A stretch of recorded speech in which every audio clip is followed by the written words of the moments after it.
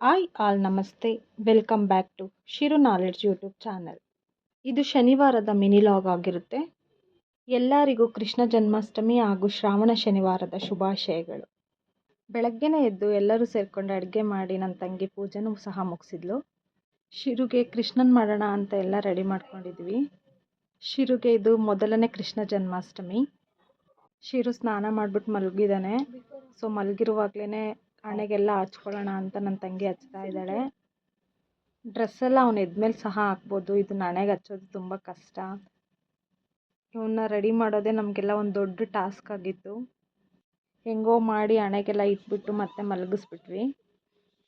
ಕೃಷ್ಣ ಜನ್ಮಾಷ್ಟಮಿ ಅಂದರೆ ಮಕ್ಕಳಿರೋ ಮನೇಲಿ ಏನೋ ಒಂದು ಖುಷಿ ಇರುತ್ತೆ. ಅವ್ರಿಗೆ ಚಂದ ಚಂದ ಕೃಷ್ಣನ ಡ್ರೆಸ್ ಹಾಕಿ ರಾಧೆ ಡ್ರೆಸ್ ಹಾಕಿ ನೋಡಬೇಕು ಅಂತ ಎಲ್ಲ ತಂದೆ ತಾಯಿ ಆಸೆ ಆಗಿರುತ್ತೆ.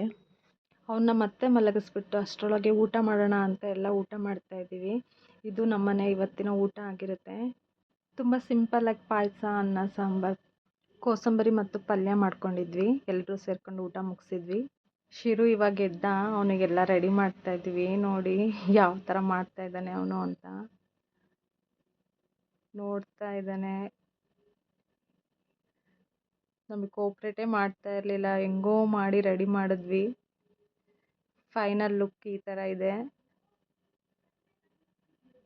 ಈವ್ನಿಂಗ್ ಟೆಂಪಲ್ಗೆ ಹೋಗೋಣ ಅಂತ ರೆಡಿ ಆದ್ವಿ. ಮಳೆ ಬೇರೆ ಬರ್ತಾ ಇತ್ತು. ಸ್ವಲ್ಪ ಹೊತ್ತು ವೆಯ್ಟ್ ಮಾಡಿ ಮತ್ತೆ ಹೊರಟಿದ್ದೀವಿ.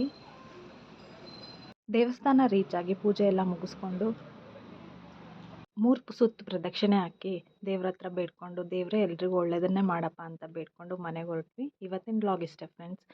ಈ ವಿಡಿಯೋ ನಿಮಗೆಲ್ಲ ಇಷ್ಟ ಆಗಿದ್ದರೆ ಪ್ಲೀಸ್ ಲೈಕ್ ಮಾಡಿ, ಶೇರ್ ಮಾಡಿ ಹಾಗೂ ಕಮೆಂಟ್ ಮಾಡಿ.